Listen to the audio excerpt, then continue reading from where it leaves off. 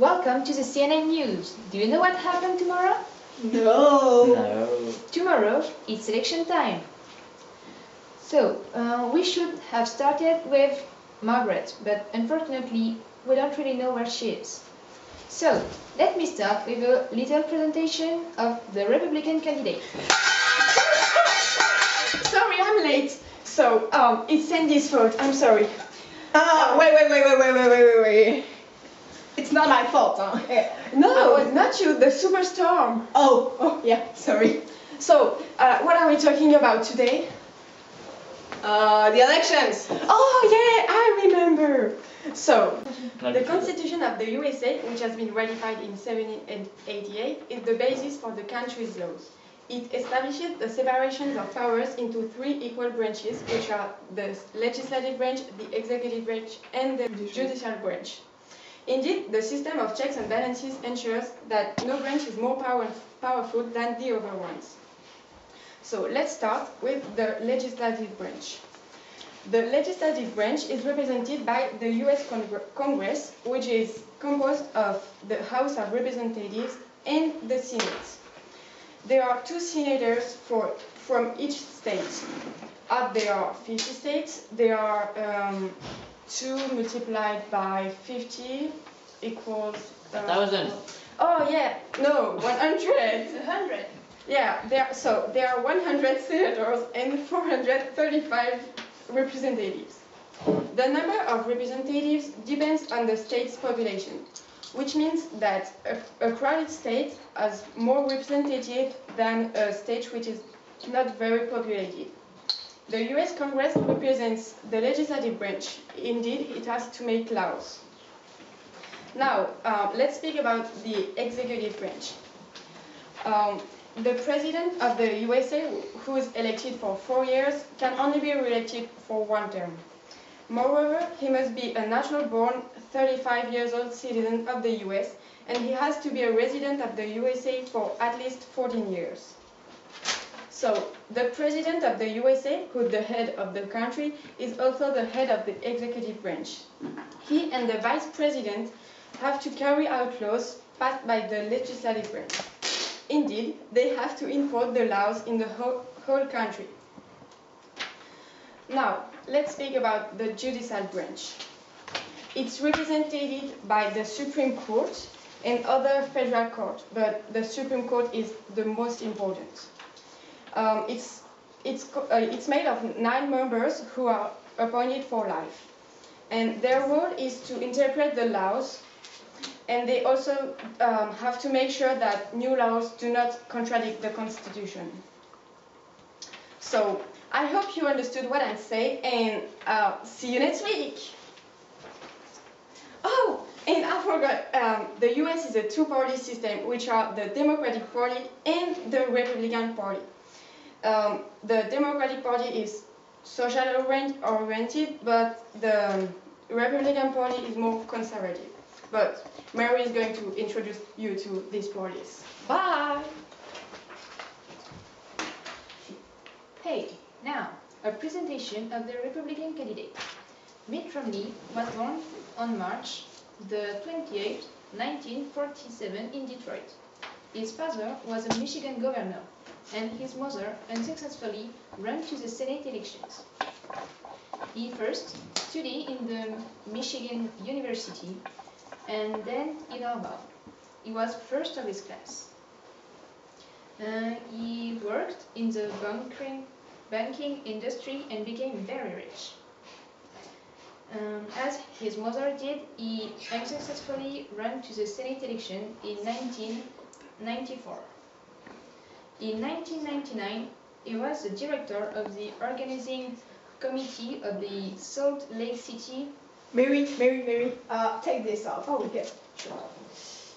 Yeah, he was the director of the organizing committee for the Salt Lake City Olympic Games. He won the primary election. He is a Republican candidate, and he is fighting against Obama to be the next American president. Sorry. Let me introduce you to Mr. Romney's program. Mr. Romney is a Republican, so he has conservative ideas. For example, he would encourage individuals to create private accounts about social security, and he would reduce the size of the federal government. As I said, he's pretty conservative, so he won't approve same-sex marriage, medical marijuana, and stem cell research. It's a shame. Yeah, I think so. Sorry. And what was I saying? We don't know. You don't mind? We don't care. Marijuana. Yeah, he will approve pro-life choice and allow death penalty, and he's for abstinence only education.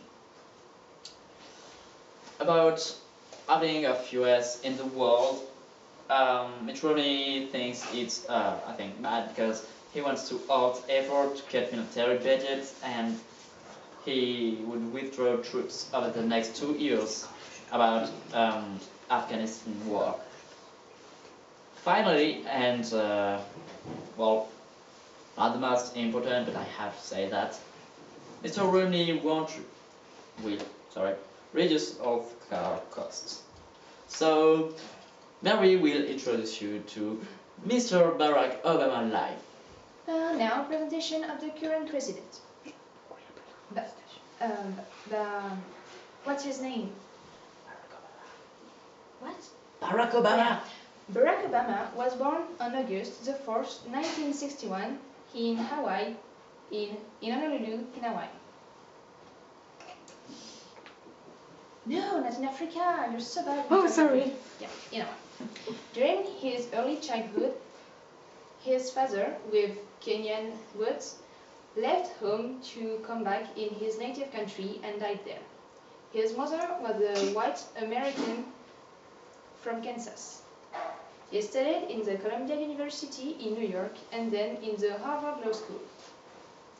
He was a civil rights lawyer and teacher before pursuing a political career. He was elected to the Illinois State Senate in 1996 and he served from 1997 to 2004. With his wife, Michelle, he had 2 daughters. And Barack Obama is the 44th and current president of the US and the first African American to serve as US president. He is a Democratic candidate and was elected to the US presidency in 2008 against Republican challenger McCain. In 2009, he was awarded the Nobel Peace Prize. His main fights are against terrorism, to end the war in Iraq, and, Yeah. and to secure the nuclear. He organized the reform of the health security system and tried to fight the recession. Until this evening, he has led a campaign to be re-elected as the presidency of the US in 2012. Yeah! Yeah. So Mr. Obama is from the Democratic Party, so he has really modern ideas, and the most complicated is about the social security, because he wants to protect and strengthen the welfare, and lots of people. Thank Yes. you. Thank Yeah. you. And lots of people disagree with him. He would enforce your rules for the financial marketplace too. About stances, Mr. Obama would approve same-sex marriage, pro-choice, medical marijuana, and stem cell research. But he would interdit, prohibit death penalty and abstinence-only education. About foreign affairs, Mr. Obama wants to open United States of America into the world. So, about the national defense, Mr. Obama would strengthen partnership and alliances to the world, and he wants to work with multilateral organizations. About war in Afghanistan, he would bring troops home as soon as possible. the last things really important, I think, because it shows that Mr. Obama is a great president, is that he would innovate new clean energy possibilities. So I let Sandy speak about the election, how it works. I don't understand that though. Yeah, thank you very much. So, I will tell you everything you have to know about the electoral year and the electoral system. So, the electoral year is divided into several parts. So, first step is primary elections. So, those are used to narrow the fields of candidates in an election. After that happens the Republican and the Democrat conventions. After that, the Republican convention is shortly followed by the Democratic conventions. The Republican convention is shortly followed by the Democratic convention. During those conventions, the two parties expose their main ideas. So, after that, from September to November, some speeches occurs all over the United States to help the population making a choice. Candidates are sort of fighting against each other. So you've probably already seen campaign ads saying that Mr. Obama is the Antichrist. Please, the Antichrist. Yeah, that. Or asking, what is Mitt Romney hiding? Please. Oh, no. Yeah, this. So, after that, on November the 6th, it's tomorrow, probably know it. The future president will be elected. But the election is kind of complicated. So, first step of the election is each American citizen vote for one candidate. Then, in each state, votes are counted. The candidate who receives the most votes has all the electors' votes. So, first step of the election is each citizen vote for one candidate. Then, in each state, votes are counted. The candidate who receives the most votes receives the votes from all the electors. Short recap. The number of electors depends on the number of the population. For instance, California, a really big state, counts 54 electors, whereas Wisconsin, a smaller state, has only 10 electors. So, the winning candidate receives the votes from all the electors. And then, for the last time in the elections, votes are counted. At this point, the candidate who received the most votes among the 538 electors is elected President of the United States of America. Yeah!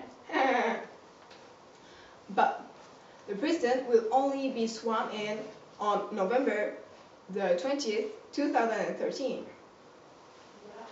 It's the end of CNN News. Have a good evening! And thank you for watching us. Bye. Bye.